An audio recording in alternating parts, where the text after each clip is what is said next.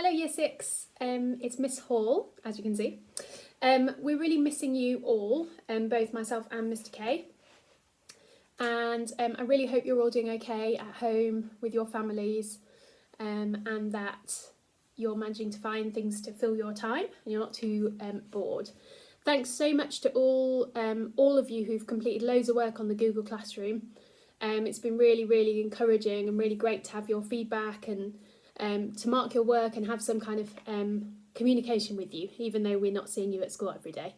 I'd much prefer to be seeing you at school every day. It's very strange marking your work online and not being able to have a chat with you about it. So I decided over the next few weeks when you're on holiday that I would like to go back and revisit my own childhood and the books that I used to read and that I love to read. And I wanted to tell you about them and read you some bits from them. So every time I do one of these videos, I'm going to tell you a bit about a book, why I liked it, why I really enjoyed reading it when I was little, and then I'm going to read you a bit from it. I think for me, reading has always been really important to me, and it's been somewhere I've found escape from my life. I've been able to learn about other people and social interactions through reading. I know all teachers tell you have to read and how important reading is, but for me it really is important and it's something that I really enjoy. I still read a lot today. I can often be found on a weekend reading, and I enjoy talking about books with my family, my mum, my dad, my friends, and we often buy each other books for Christmas and things. I've always read a really big range of books, as I'm sure lots of you know from my recommending in the library. I really like funny books, I like fantasy books, I like adventure books. I used to read books about girls, books about boys, books about animals. I went through a phase of reading, there was this collection of books about household pets, and they had really rubbish names like Gertrude the Gerbil and Harry the Hamster, and I read all of those.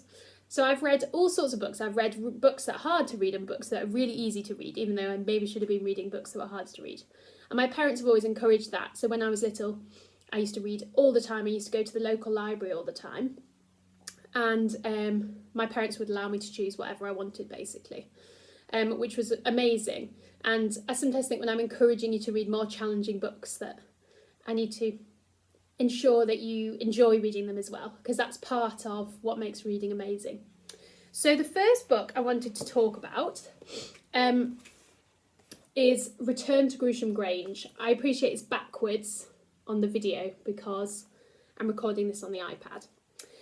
So this is one of Anthony Horowitz's books. He's better known for the Alex Rider series, so Stormbreaker and that whole series are another book, but are other books that he has written. But he also wrote this kind of collection of really humorous stories, and I have recommended them to some people in 6KH at the library, because we do have them in the school library.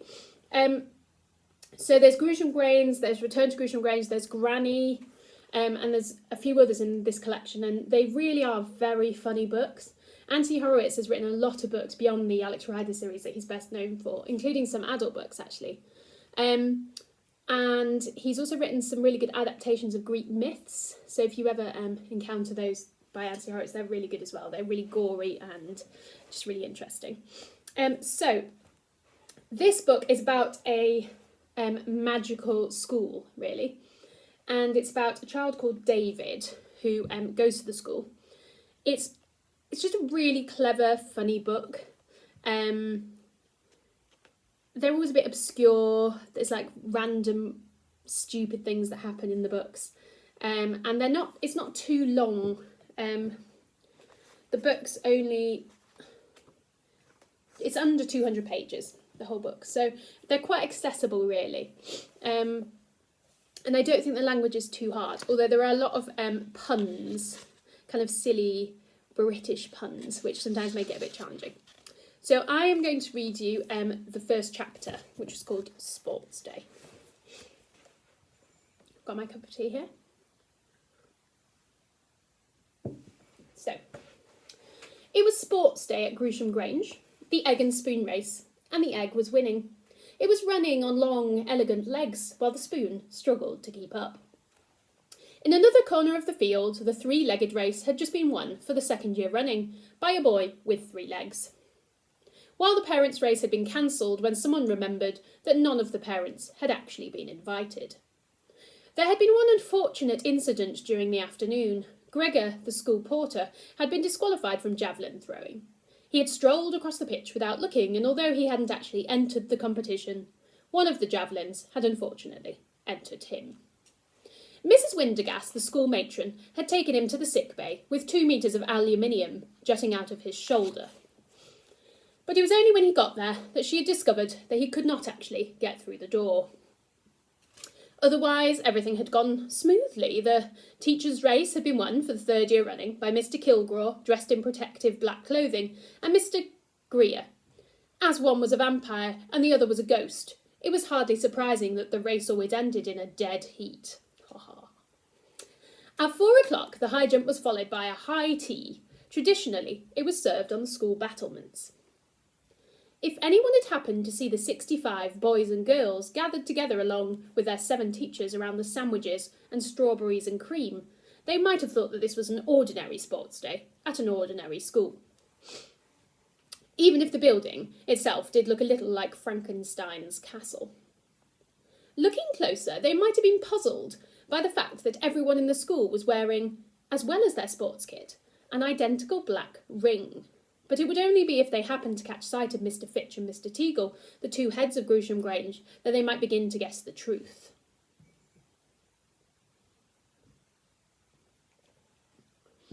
For the heads of the school were just that, 2 heads on 1 body, the result of an experiment that had gone horribly wrong. Mr. Teagle, bearded and wearing a boater, that's a kind of straw hat, was eating a cucumber with a pinch of salt. Mr. Fitch, bald and hatless, was chewing a triangle of bread with a little butter, and the 2 men were both enjoying what would be a perfect sandwich by the time it disappeared down the same single throat. Of course, Groosham Grange was anything but ordinary. As well as the ghost, the vampire, and the head with 2 heads, the other teachers included a werewolf, a witch, and 3,000-year-old woman. All of the children there were the 7th sons of 7th sons and the 7th daughters of 7th daughters. They had been born with magical powers, and the school's real purpose was to teach them how to use these powers in the outside world. "So, what's the last race?" Mr. Teagle asked, helping himself to a cocktail sausage. The wrinkled sausage at the end of its long stick somehow reminded him of Gregor after the recent accident. "The obstacle race," Mr. Fitch replied. "Oh, yes, good, good. And who are the finalists?" Mr. Fitch took a sip of plain black tea. "William Rufus, Jill Green, Geoffrey Joseph, Vincent King, and David Elliot." Mr. Teagle popped 2 sugar lumps and a spoonful of milk into his mouth. David Elliot? That should be interesting. 10 minutes later, David stood on the starting line, surveying the course ahead. The obstacle race would be, he was certain, like no other obstacle race in the world, and he was equally certain that he would win it. He'd been at Groosham Grange for almost a year. In that time, he had grown 6 inches, filled out a bit so he looked less like a street urchin, more like a sprinter. He wore his brown hair long now, thrown back off a face that had become paler and more serious. His blue-green eyes had become guarded, almost secretive. But the real changes had been happening inside him. He had hated the school when he had first arrived, but that had been before he had discovered why he was there. Now he accepted it. He was the 7th son of a 7th son. That was how he had been born, and there was nothing he could do about it. It seemed incredible to him that once he had fought against the school and tried to escape from it. Today, a year later, he knew that there was nowhere else he would rather be. He belonged here, and in just 2 weeks' time, he knew he would walk away with the school's top prize, the unholy grail.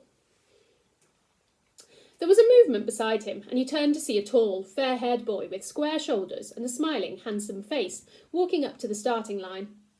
Vincent King was the newest arrival at Groosham Grange. He had only come to the school 3 months before, but in that time he had made astonishing progress.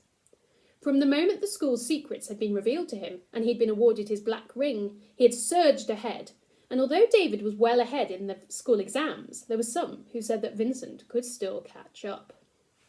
Maybe this was one of the reasons why David did not like the other boy. The two of them had been in competition from the very start, but recently the sense of competition had bubbled over into something else. David mistrusted Vincent. He wasn't sure why, and he was determined to beat him. David watched as Vincent stretched himself, preparing for the race. Neither of them spoke to each other. It had been a while since they'd been on talking terms. At the same time, Jill Green strolled over to them. Jill was David's best friend. The two of them had arrived at the school on the same day, and he was annoyed seeing her smiling at Vincent. "Good luck," she said. "Thanks," Vincent smiled back. David opened his mouth to say something, but then Geoffrey and William arrived, and he realised it was time to take his place on the starting line. Mr. Kilgraw, who taught Latin, appeared carrying a starting pistol in his black-gloved hand. The rest of the school were standing a short distance away, watching. "Take your places," Latin teacher said. He raised the gun. He fired. 200 metres above him, a crow squawked and plunged to the ground.